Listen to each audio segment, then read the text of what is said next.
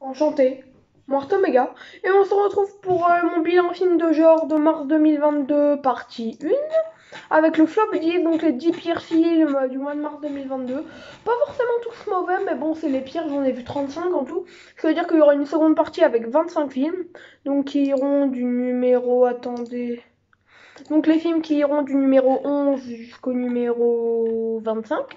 Là, on fait les films du numéro 35 jusqu'au numéro 26. On fait dans ce sens-là, pas du 26 au 35, on fait du 35 au 26. Voilà, voilà. Donc, je vous proposerai de commencer tout de suite. J'ai un texte devant mes yeux, il me faut juste une feuille où je peux marquer ce que je veux marquer. Parce que j'ai besoin de marquer en fait les minutes. Pour un nanar, Amazon Prime Video qui est apparu devant mes yeux, comme ça, Mad Movies en a parlé, je me suis dit pourquoi pas. World Ends at KMZ. Voilà, je note, excusez-moi, donc parfois je vais noter, donc je vais faire une petite pause. Avec des acteurs qui jouent comme des pieds, des musiques très mauvaises, ou encore des personnages clichés sans affect. Un récit naze avec un scénario basique accompagné de dialogues qui ne développent rien de chez rien. La photographie est à gerber autant que les effets spéciaux qui m'ont fait crier de par leur mocheté. J'ai abusé, mais je vous assure que j'étais dans ma chambre et j'ai crié pour. Je me suis dit que ça serait une bonne anecdote à sortir, et ben j'ai crié devant la mocheté des effets spéciaux, voilà. Je vous l'avoue. Une horreur merdique à un point, des moments dits d'action à se rouler par terre. Voilà. Franchement, ça m'étonne que. Voilà. Ah, franchement, ce film, je sais pas comment il a pu exister. Amazon Prime Video, je sais pas pourquoi ils l'ont choisi. Mais voilà quoi. Pour du nanar avec un acteur connu, The Survivalist sera parfait pour vous. Parce que oui, il est très naze. Déjà, le post-apo et la science-fiction n'ont aucun impact sur le film. Et l'origine du virus est beaucoup trop explicite. Les effets spéciaux peuvent encore passer, mais les musiques sont si mal gérées. Les personnages sont détestables, clichés à un point où l'on veut que le film s'arrête, faut se le dire direct. Les dialogues sont clichés et ennuyeux. Et puis qu'est-ce que John Malcoco il fait là? Oui, il est nain sûrement. Oui, qu'est-ce que John Malkovich fait là? Qu'est-ce que Ruby Modine fait là? Qu'est-ce qu'ils font là en fait? Encore John Malkovich, il s'en sort très mal dans ce film, mais Ruby Modine, elle joue bien quoi dans ce film, mais qu'est-ce qu'elle fait? Et puis cette histoire, elle a déjà été faite 700 ou 800 fois, je me rappelle plus d'où je tire cette référence, j'avais entendu cette phrase. Ah oui, Scarmy, ça a déjà fait 700 ou 800 fois. Ah voilà, bah c'est la réalité pour ce film. Il aura fallu qu'elle soit au moins divertissante cette histoire, pour que ce soit du néoclassicisme donc.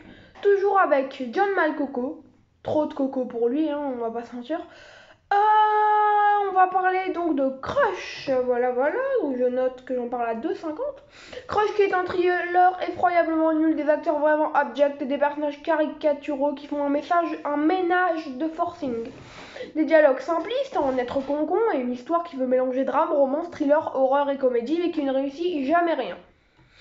On notera seulement les musiques et les effets spéciaux.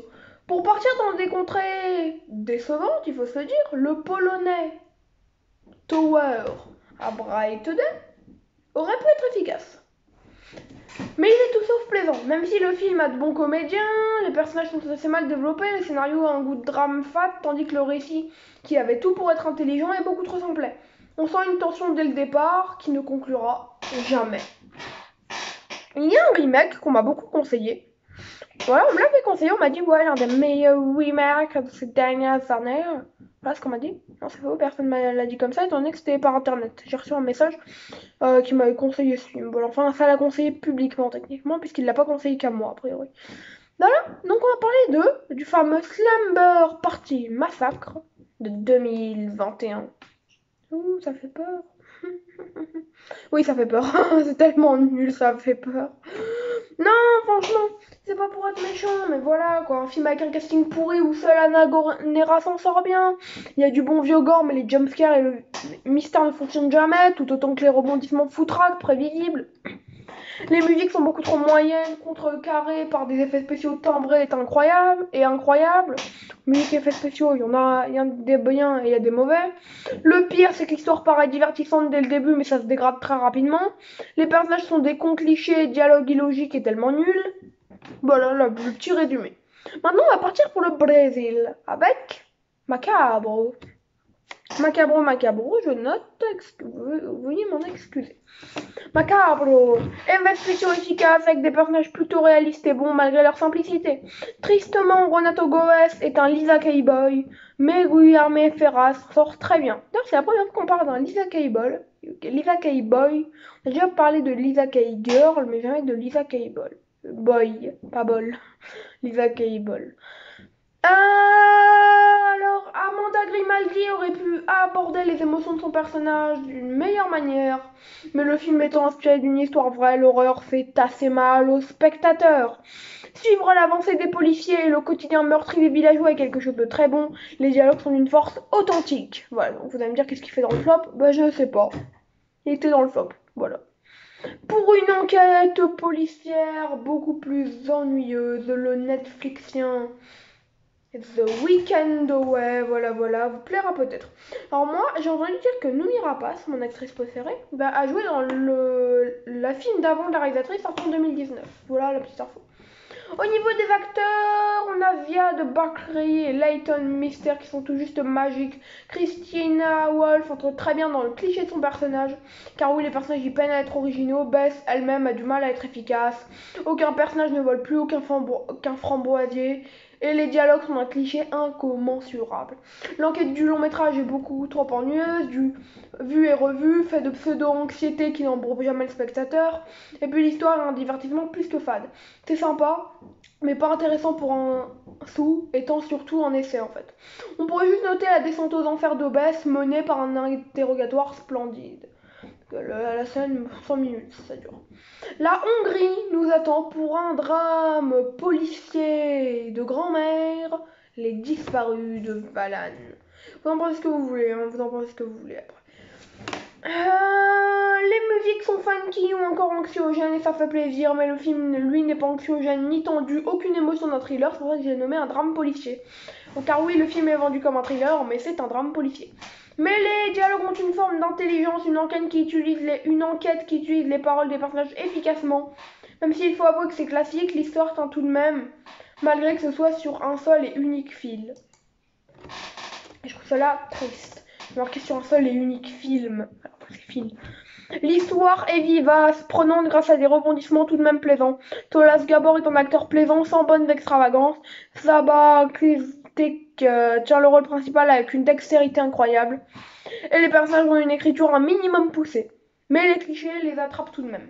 Pour partir dans la simplicité américaine, American Hugman est un film que je vous conseillerais. Voilà, je le dis comme ça. Donald Sutherland joue l'intelligence de son personnage sublimement et jusqu'au bout. Il y a des personnages peut-être légèrement trop faciles scénaristiquement. Le problème avec le scénario étant que les dialogues sont tout le temps des extrêmes bas ou hauts, le juste milieu étant inexistant. L'histoire est fortiche car malgré qu'elle ne soit pas franchement fameuse, voire banale, elle tient dans ses serres le spectateur. Le mystère du film est efficace, j'oserais même dire les mystères du film sont efficaces, dans une petite chimère mystère tension bien plaisante. Et puis le message sur les États-Unis est aux petits oignons. Avec une fin qui en laissera beaucoup mitigée, mais qui est de mon avis tout sauf mauvais. Je vous propose d'attaquer le dernier film. Pour ceux qui ne le seraient pas, j'ai un abonnement Shadows d'un mois donc. J'ai donc vu Slapface qui est une exclusivité avec Auguste Maturo qui est exceptionnel dans un rôle plein de difficultés, accompagné de Lip Bauer qu'on a pu voir dans ICU en 2019, et d'un casting formidable, des personnages ni clichés ni originaux, un mélange trop tangant pour être retenu. L'histoire n'est même pas le divertissement espéré, rien d'original car même le message du film m'a paru mal amené. Il y a des dialogues pas souvent logiques, et puis je comprends pas ce que l'horreur fait dans le film, mystère, anxiété étant bazardé. Et puis le gore n'aboutit jamais. Non, c'était pas censé être classe, hein. Moi je vous le dis, quoi. Bon, en tout cas, c'est une tentative ratée, je crois. Voilà, donc, vous l'aurez compris, les films sont pas ouf ici, hein.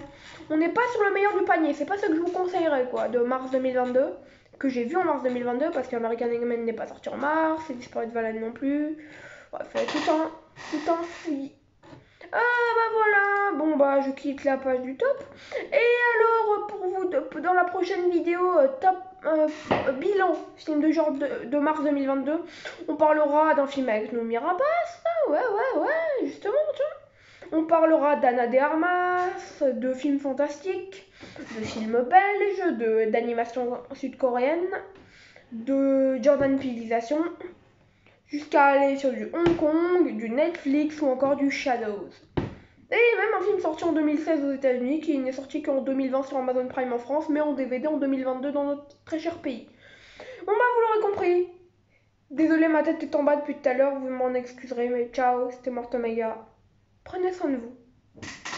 Et moi je prends soin de moi.